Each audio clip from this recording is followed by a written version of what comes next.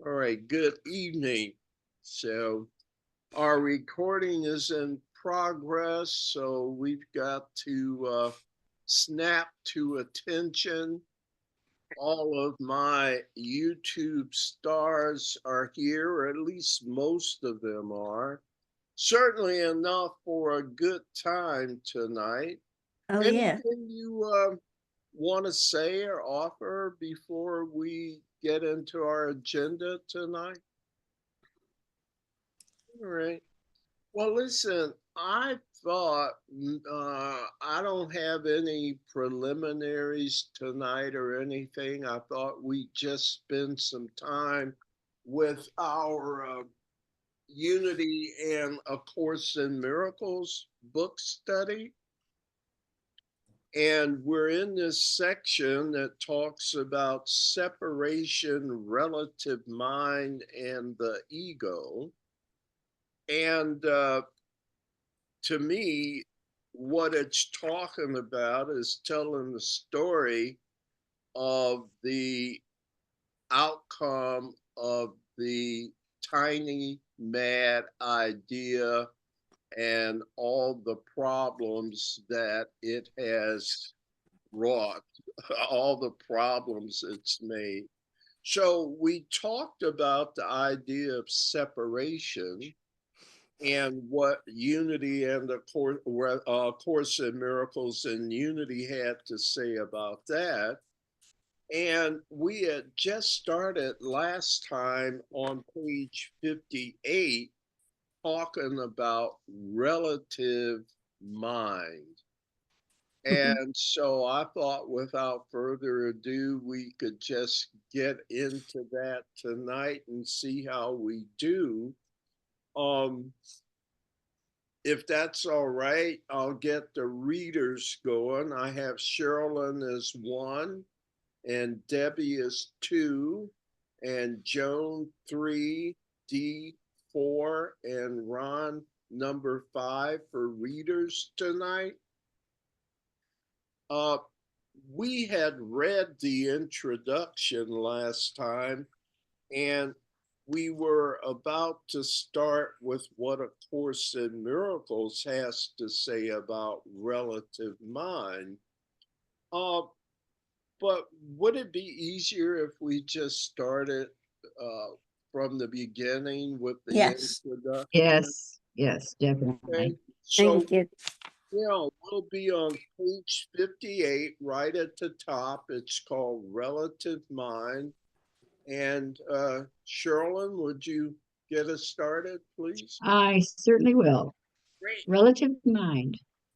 For clarity, we use the term relative mind to define that state of our mind that believes we exist separate from God. Both teachings emphasize the importance of our understanding the relative mind. The relative mind consists of the conscious and subconscious minds.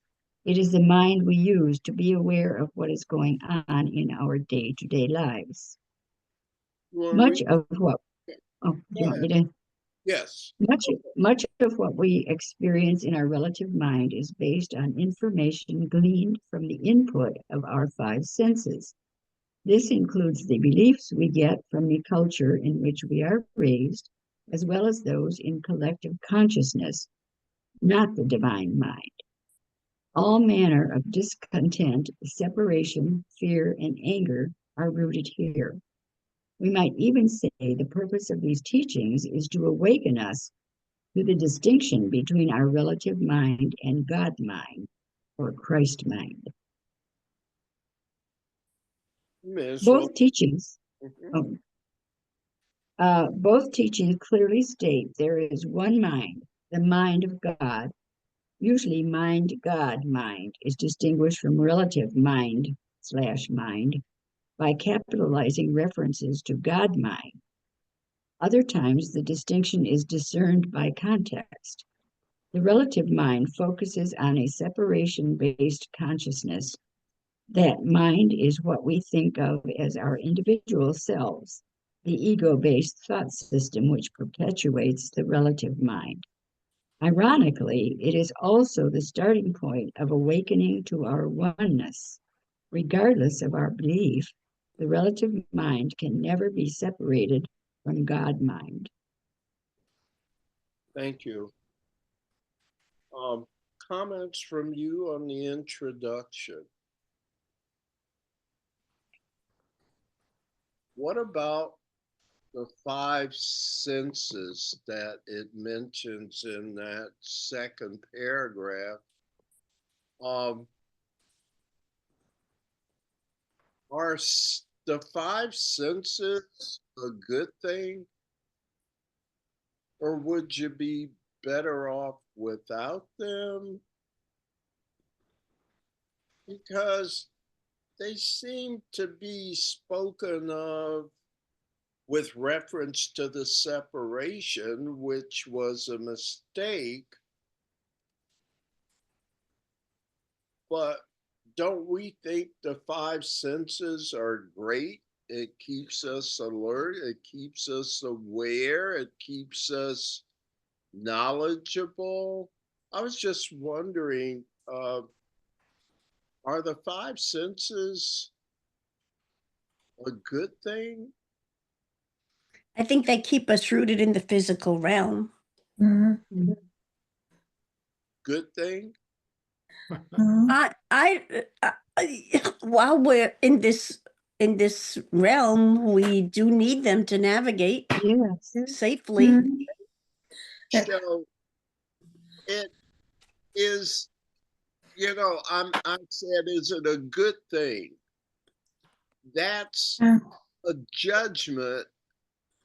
They're neither good nor bad if you consider what they can be used for, what their purpose is.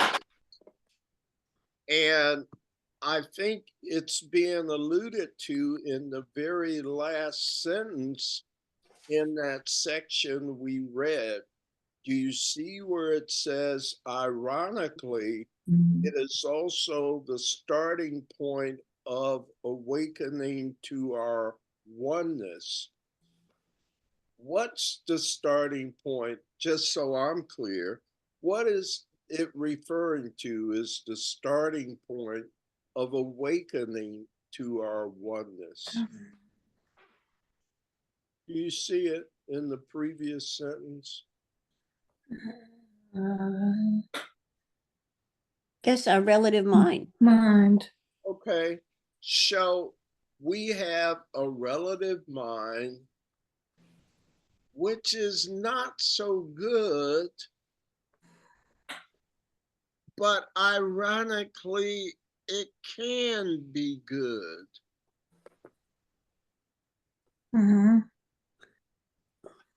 I think everything in the world of duality can be used for good or bad.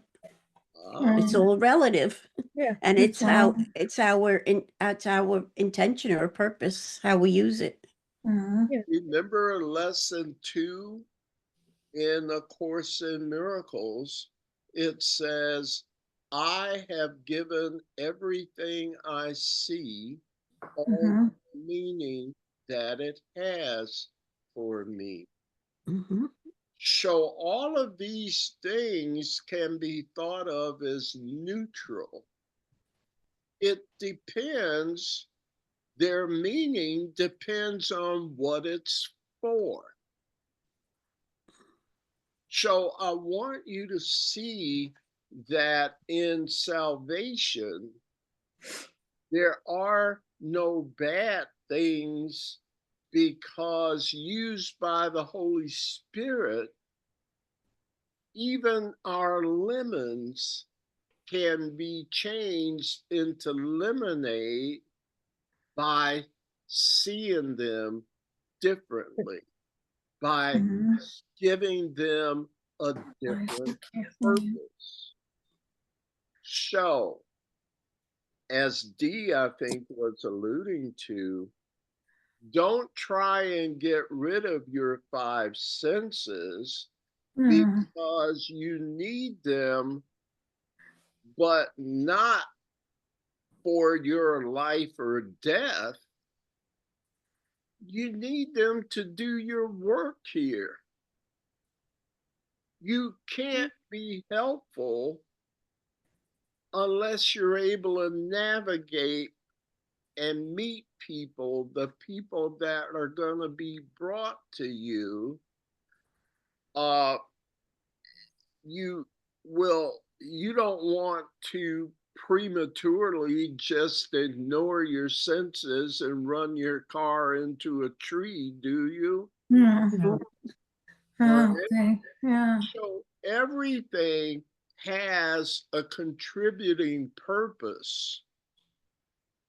It's just that you're not going to rely on your senses for your salvation anymore. Right. There's, So it's also important to know that there's something beyond them, beyond the relative mind and yes, beyond the yes. senses. So we're Mhm. not discarding things. We're just going to be using them for a different purpose. Mhm. I'm True. doing okay, Ron, so far? Yes, thank you. All right. So Yeah. with May- Ron's approval, we can, Debbie, Well, comment. I was just gonna, they kind of, maybe our senses provide information for our communication device, our body, that help us, you Yeah, know, in this world, you know, I mean, yes, you know, if they, our senses tell us, we might go walking out that door without a coat and something, and our body's gonna say, no, no, no, yeah. go back in, get your coat, And bundle up, yeah. so do that Mhm. because it's very hard to be helpful Right, if you prematurely exit the scene. true, Okay? yeah, So yeah. what you're doing is merely taking care of your communication device Mhm. because that's how the Holy Spirit takes the madness of this body thing and transforms it into something that is bringing us all toward enlightenment. Well, just if you look at the Bible, Definitely. if you look at the Bible, Jesus didn't walk around walking into trees and walking into Right. walls. He used his senses, and he had a Christ consciousness. Mhm. So, he was in both worlds, but in the earth plane, he had to have his humanness to function, but he didn't function in his humanness. Correction. Correct. I totally agree.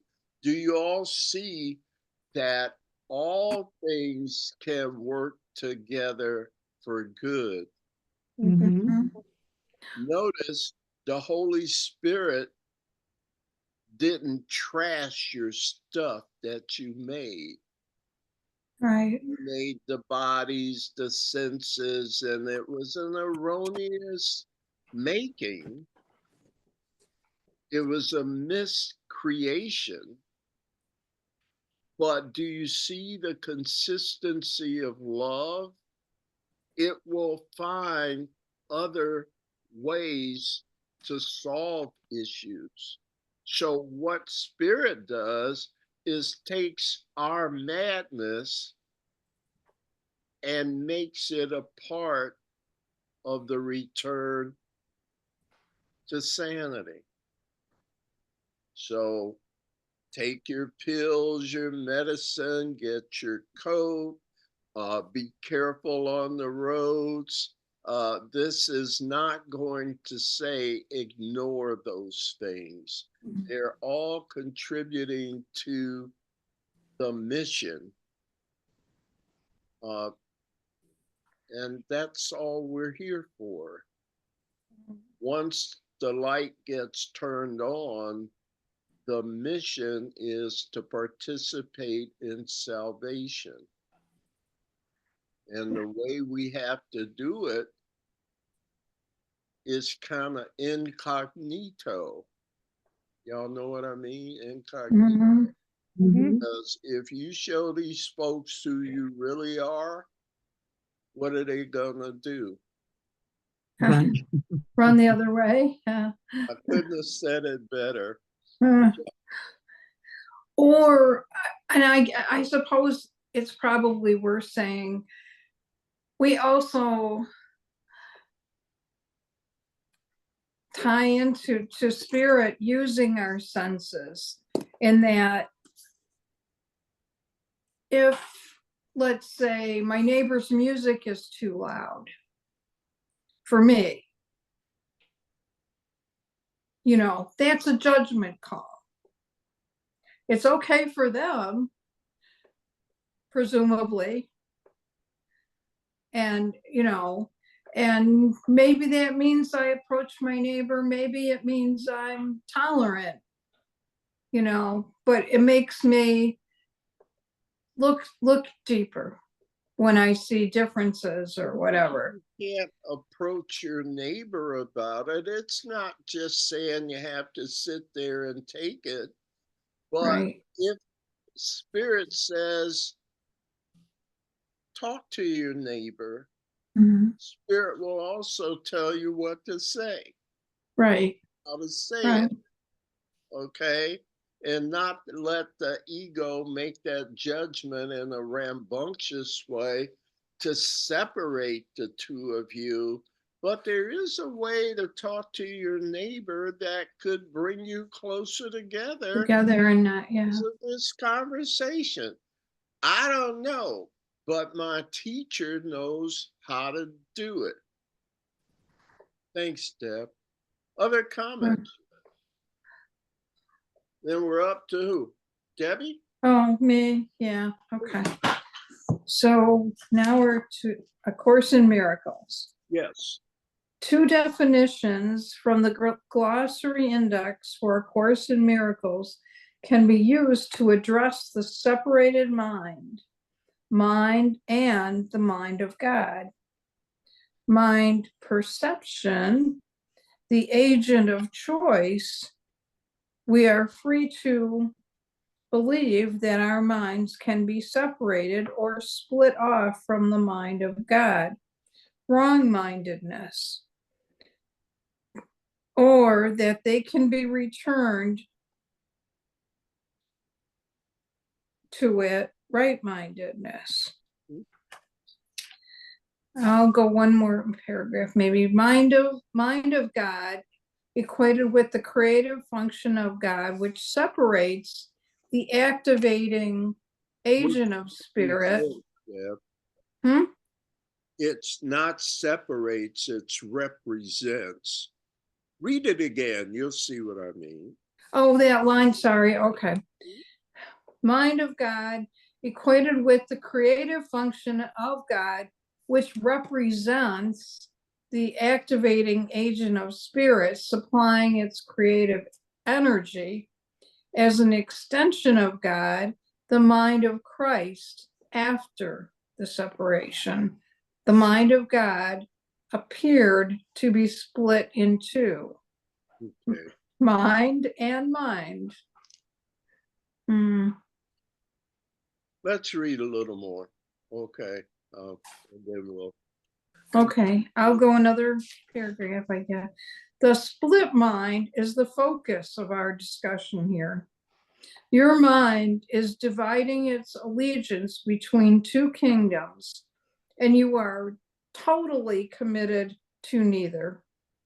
Your identification with the kingdom is totally beyond question, except by you, when you are thinking insanely. What you are is not established by your perception. It is not influenced by it at all. Comments here on anything that Debbie's read? So the kids have these wild imaginations. Pretty good thing, isn't it? It's very free.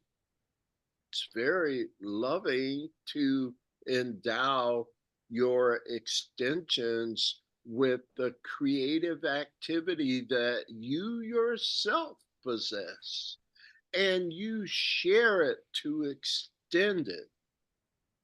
And so, should you be surprised when they go off course? Should you? I No, can't. I don't think so. So you would almost anticipate that sometimes it's going to get a little crazy with them. So what should you do? Not allow it? Nope. So when they go off course, it's in the academically speaking, right-mindedness is to be on course, and wrong-mindedness is not to be on course. Your kids have that freedom. So what will be ultimately the determining factor for them if they have that choice? Which one works? Which one do they like? Which one is not a negative consequence to them?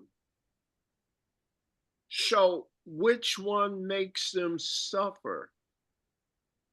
Which one does not? Won't they I think it's figure all it out? good. Yeah, Huh? I think it's all good yeah. I because think- it'll all bring it, no matter which choice we make, at some point it brings us back home. Okay. Mhm. Yeah, I think what happens is when children say things like that, right away the parents they get shut down. Whereas if you honor what they're saying and you let them say what they're saying and you let them express what they're saying and you support them in what they're saying, then it doesn't create hopefully it will not create an issue. It'll just help them be creative and expressive and explore the world that they're living in. And allows that- them to find their own path Right, right. Okay. because, If there yeah, are no other paths in truth, will they find that out also? Yes. yes. Because it's innate, they innately live in truth. They probably Mhm. live in truth. When a child is born, he is born here in truth. And a lot as he grows, it gets namby-pamby. So if you no longer tell that child he's not supposed to think that way, and you allow them to think the way that they want to think, then that's great. Certainly, if your child says to you, "Oh, mom, it's okay for me to put my hand through fire, nothing's going to happen," you're going to correct them. Yep. Don't put your hand in the fire. That's what old people do. That doesn't work for this generation. What will be the ultimate teacher is the truth. So if you're a parent, you can afford to let your kids wander off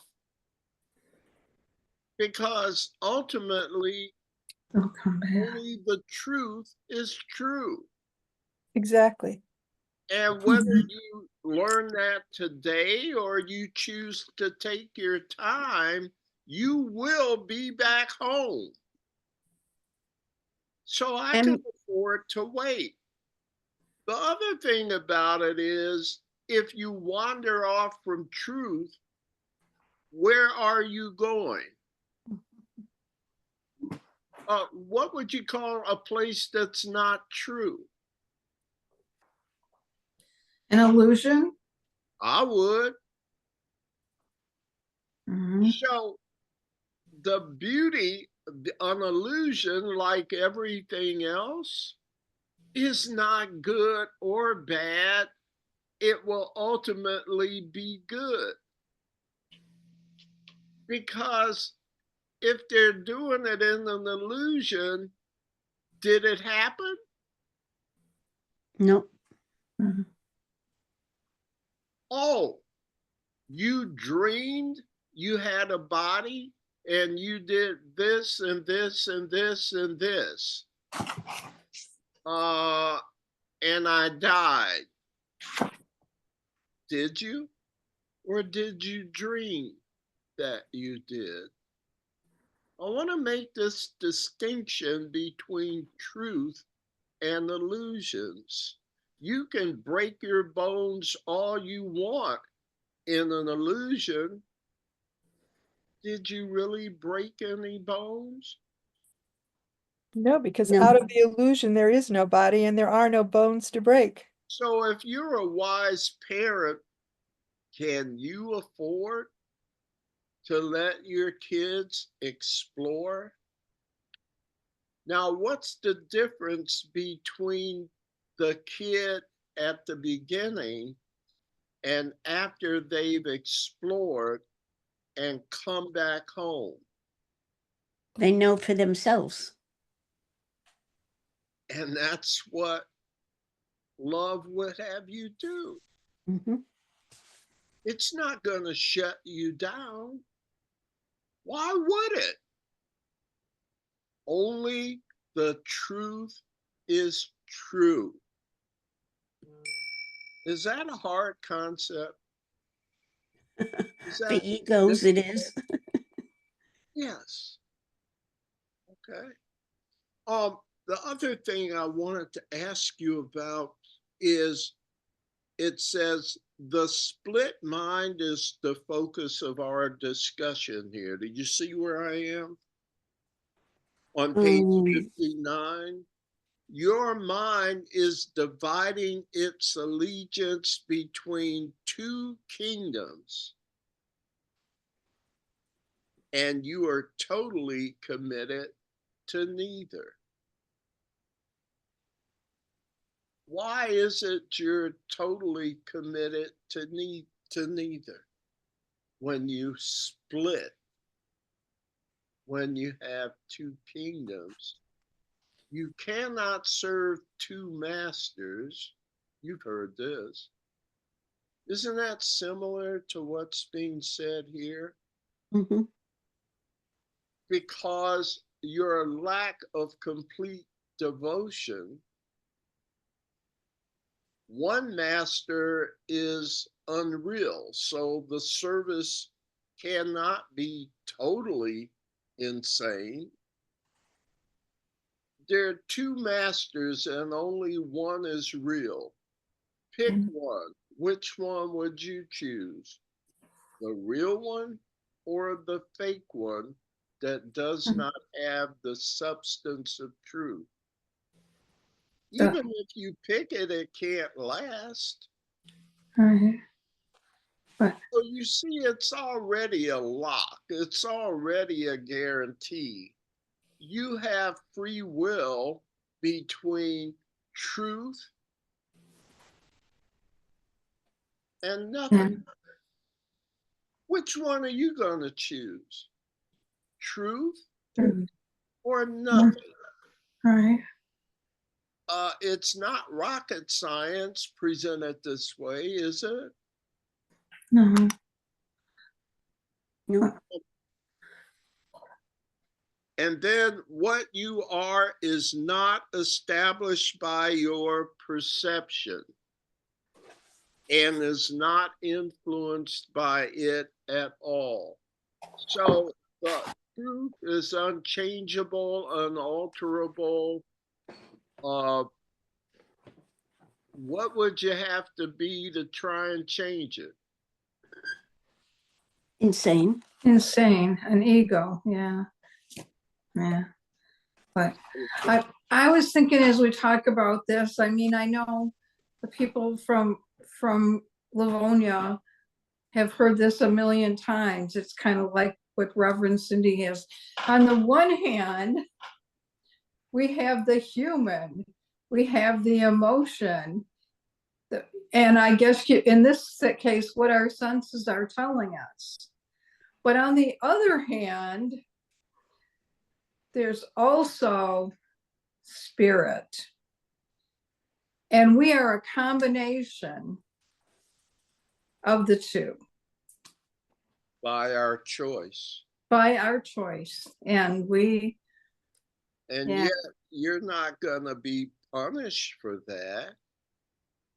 We'll No. use all of it. But you need a guide that knows how to use all of it. So if I put my allegiance with the Holy Spirit, does that mean I have to give up the body? No, the Holy Spirit will use all of it, your spirit side and your human side,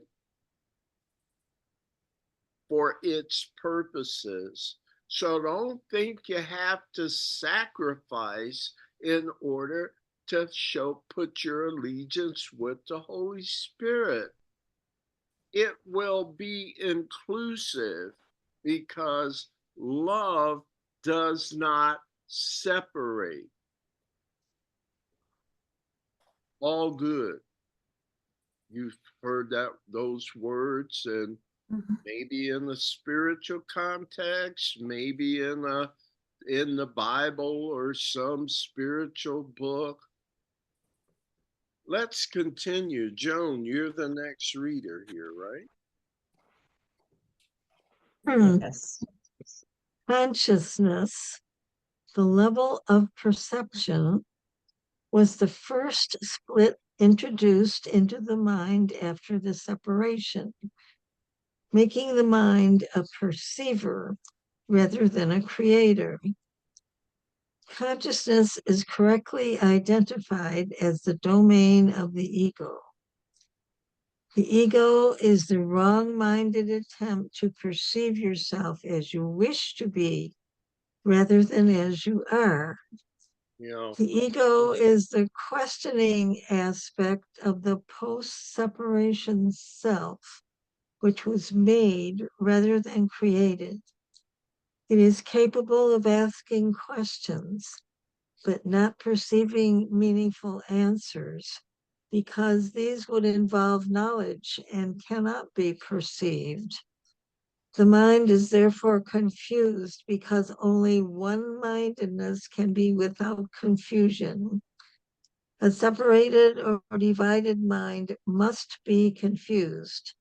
It is necessarily uncertain about what it is.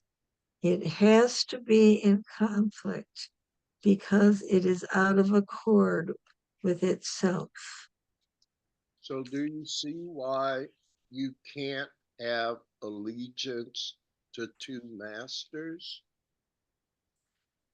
You'll confuse yourself.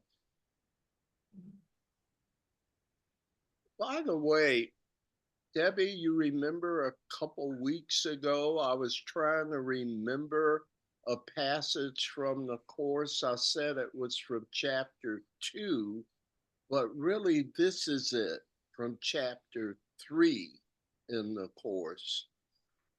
Consciousness was the first split introduced into the mind after the separation, making the mind a perceiver rather than a creator. It is correctly identified as a domain of the ego. So when we became individually conscious, that was the first split in the tiny mad idea. I'm thinking about my book again, where I wrote about God's kids and the tiny mad idea. The idea of separate heavens. And so the kids thought it was a great idea at first it was gonna be where they'd all get together and separate from the old folks, the parent, and have their own separate heaven. But then they discussed it more and said, well, what if I don't like a blue heaven and you want a red heaven? What if I want a blue heaven? And then the other little kid says, hey, I got a great idea. Instead of just having one separate heaven, why don't we each have our own separate heaven? That way you can make your heaven the color you want, and he can make the heaven the color they want, and everybody can have their own thing. But here was the issue. Okay, I want my heaven to be blue. Should I make it light blue or dark blue? The other one's doing theirs in red. Hey, I got my own problems, okay? You figure it out. Okay, I like dark blue. Are you sure? You haven't been sure of anything since. Is light blue the right color, or is dark blue the right color? Or did you paint it dark blue and said, maybe it should have been light blue? Has that ever happened to you? Okay. The issue is you want a separate heaven, but you don't even know how to make it. Comments?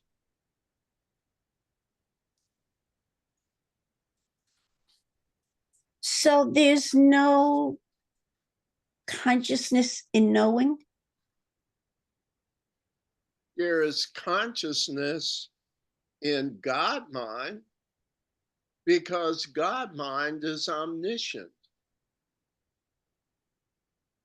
So, Is your separate consciousness omniscient? How could it be? Right, but it's saying that consciousness is the level of perception, though, and God's mind is not perception, but you're saying it is consciousness. Individual consciousness throws us into a realm of perception. Okay. And of course, because what you're trying to do is split everything up and have everything be as you would like to create it as opposed to how it was created. And then the issue is, how do you want to create it? And if the truth was known, you don't know. How could you know when the separation only made you capable of perceiving? Okay. It's like going from the big picture to the little tiny fragment in which we chose to live. Sounded like a great idea at first, but it carried consequences, this separation thing. And when you have all of these different activities bumping heads against each other, here, I can't see it now, but the result is chaos. And I thought of another issue. So let's say Joan wants a red heaven and Sherilyn wants a blue heaven. So where does the blue end and the red begin? Do you know? I have no, but I mean, so now you immediately have a source of conflict. Don't let any of that blue bleed into my red. Where does hot start and cold begin? Part of perspective through is our all senses. gradation. Yeah. And gradation is a perception. Hmm? What do you know for sure with your individual conscious self? All Hmm. you got is questions. And Mhm. one question, you answer it, and it leads to another question. And when you Mhm. think you found that answer, it only leads to another question.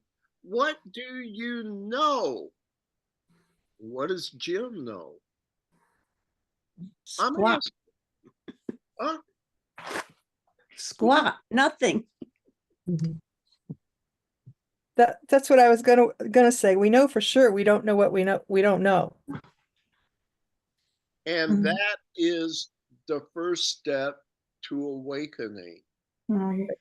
to recognize I do not know. Yeah. And that is because I don't have sufficient inputs in an individual consciousness. I have limited myself enormously through the tiny, mad idea of separate heavens. I don't know how to run a separate heaven. Uh, hey, Dad, can you help me out? Or Mom, right? Maybe they know, because if I'm honest, I don't know. Mhm. I don't know. I don't know what anything is for. Uh, is that being honest, you teachers of God? Or am I wrong? What do you know? Nothing. Nothing. So, what is it that does know? Spirit. Here. Why? Because it's part of what this calls God mind. Right. Spirit, I'm sorry. Um, the mind, capital M, is the activating force of spirit. We are spirit. We had this idea that we could be separate, and it's not true. Now, how are we going to find out it's not true? Watch the news, read the newspaper. Is it working? This separate heaven stuff? No. So it'll become self-correcting. It just depends on how much we want to suffer. So I maintain it was all part of an education so that kids could grow up, and that it was all done in a safe environment called an illusion. This is a real-time simulation of separate heavens, isn't it? Mm-hmm. Comments? If not, we can move on. Jim, to get back to the word consciousness, am I understanding that God has a consciousness that's not split? Yes. Okay. As a matter of fact, that is the only one that's real. But you can think whatever you want. That's what free will allows. But free will, I maintain, must ultimately be tempered by wisdom. Mm. So I learned that the only real knowing is to offer my allegiance in one place and not try and keep this little competition going. Maybe you call it surrender or letting go and letting God. Not my will, but thy will be done, as Jesus was quoted as saying.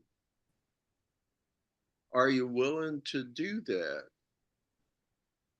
But remember, it says, your mind is dividing its allegiance between two kingdoms. Y'all see where I'm reading? No. Up near the top of 59, the second paragraph. Your mind is dividing its allegiance between two kingdoms, and you are totally committed. either. How can you be totally committed if you're dividing it?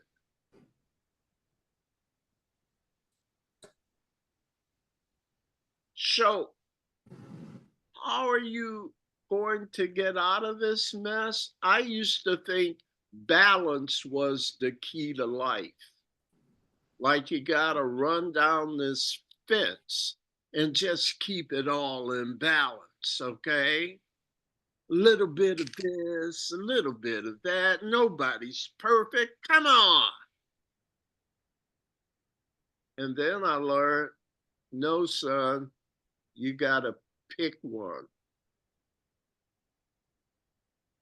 Seriously. Or you're going to blow your head off. You will be the victim of serving two masters because it can't be done effectively. How are we doing here? Comments? Joan, we were talking about consciousness. Is that a good response? Yes. Individual consciousness is a result of the tiny mad idea. Your higher self is not an individual. If that's the one you've been inspired to look to for guidance, please remember that it is not going to offer you solutions for your little itty bitty self. It is not concerned about your individual goals because it knows they can't be your real goals. They're just an effect of your insanity. That's why they say God knows the prayers of your heart, not the stuff you're asking for. So you say, I didn't get what I want. And I'm going to say, be ye thankful that you did not. All right, my speech is over. Joan is smiling. Shall we continue? I'm up to D. And D, aren't we on the last paragraph? We are. Okay. Perception always involves some misuse of mind because it brings the mind into areas of uncertainty. The mind is very active. When it chooses to be separated, it chooses to perceive. Until then, it wills only to know. Afterwards, it can only choose ambiguously, and the only way out of ambiguity is clear perception. The mind returns its proper function only when it wills to know. This places it in the service of spirit, where perception is changed. The mind chooses to divide itself when it chooses to make its own levels, but it cannot entirely separate itself from spirit because it is from spirit that it derives its whole power to make or create. Any comments here? I don't think I have any either. Shall we continue? You're up, Ron. Yes, it's my turn. Okay. A Course in Miracles teaches about the states of right and wrong mindedness. Wrong-mindedness represents the thinking that perpetuates the separated thought system. No pursuit of a higher consciousness occurs here. Instead, the thinking focuses on individual survival as alone and separate. Right-mindedness represents the aspect of the mind that, while believing it is separate, directs its thinking towards correcting this mistaken belief. Yeah. Read some more, please. Right-mindedness listens to the Holy Spirit, forgives the world, and through Christ's vision sees the real world in its place. Wrong-mindedness listens to the ego and makes illusions, perceiving sin and justifying anger, and seeing guilt, disease, and death as real. Both this world and the real world are illusions because right-mindedness merely overlooks or forgives what never happened. Thanks, Ron. Let's stop there a minute. I wanted to ask you again, you've seen it a couple of times here about the real world. Have you heard it discussed before? Mhm. Everybody? What is it? The real world. I guess it's true perception. Excellent. Okay. And I think here, if you'll go back to page 59, the last paragraph, I think Dee was reading. Perception always involves some misuse of mind. You see that? Mhm. You go down a couple sentences. Afterwards, I'm sorry. Okay, afterwards, it can only choose ambiguously. And the only way out of ambiguity is clear perception.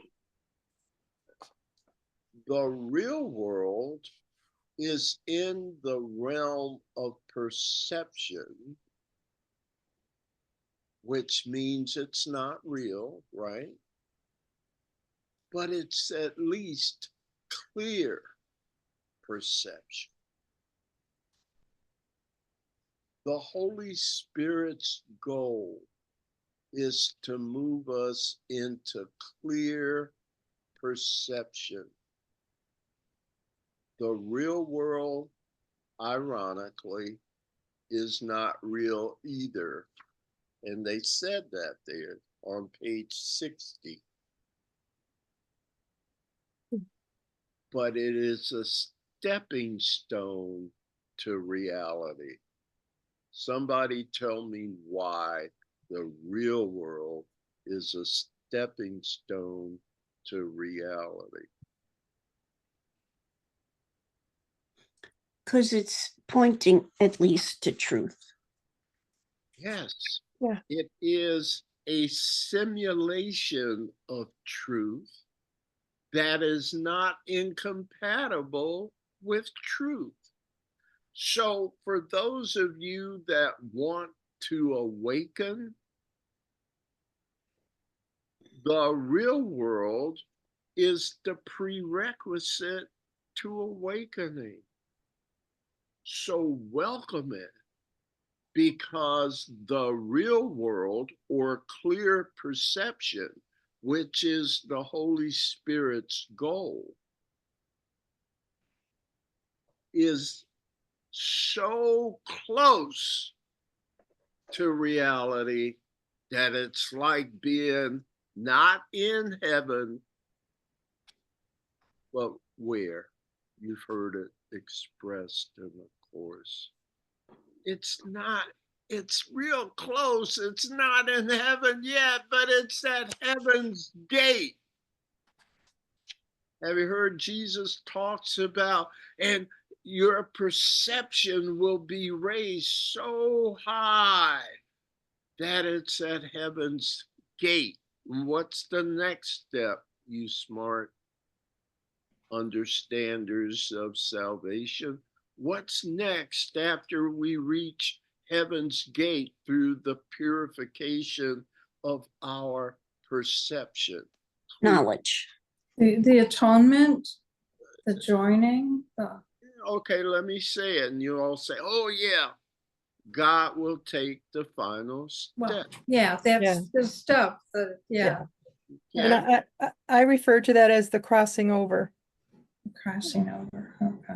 Okay. So does that mean Jesus did not have knowledge, he only had true perception? Yes. Okay, so no one in this The realm can have, illusion is a perceiver. say it again? I didn't catch what. Everyone in level 2 is a perceiver. Okay. And so Jesus, who walked this earth as a man, was awakened to clear perception, and that he allowed clear perception to guide him even as he walked here as a man. Okay. Therefore, he is the archetype of our evolution. Reverend Cindy says we're human and divine. And isn't that the way Jesus is said Yes. to walk the Mhm. world? He let his clear or purified perception guide him even in his activities in level 2. That's why he's a way shower. Kind of like it's an anchor. You know, you can play in level 2 and screw up as much as you want, but you always have that anchor that draws you back to the pure perception. Okay. And the other thing that the anchor does when you give it your allegiance is that you don't screw up. Exactly. So are we both, or we just think we're both? Because I didn't think we're both. Say that again. Are we both human and divine, or we just think we're both? Like, isn't that a wrong perception? Not even a true perception. I mean, we're not. We forgot the truth of ourselves. So, And yet, where would the kids be without a lesson? but are we both? That's really my question. I don't think so. I don't think we are either. No, it's all But perception. we think we are, we yeah. perceive you're right. we perceive ourselves as being divine. That's the big difference than that we are both. Yeah. I don't yeah. think agree we're with both. you, but I would just offer, is that important to know? Because you can manifest whatever you want to manifest. I think it's important to know that I'm not both, to know the truth. Exactly. But that doesn't keep you from making forms, Mhm. from manifesting. You can be whatever you want in manifestation. Here's one of the problems of manifesting. It won't last forever. Mhm. So it's not truth. Right. But if we recognize that this is not true, and that leads us back, wait, I've gotten, Okay. I said, make a body. yeah, But it's something you made. It's not what you are. right. I'm not going to punish you for it. You can be a buffalo. You can be a tree. You can be a star. Be whatever you want. But that is not what you are. It's what you are that gives you the capability to manifest these things. So I Right. just don't want you to think of it as like a completely wrong decision. The mistake part was you made a Frankenstein and it took you over, apparently. How am I doing here? Is that But yeah, I think we're, okay?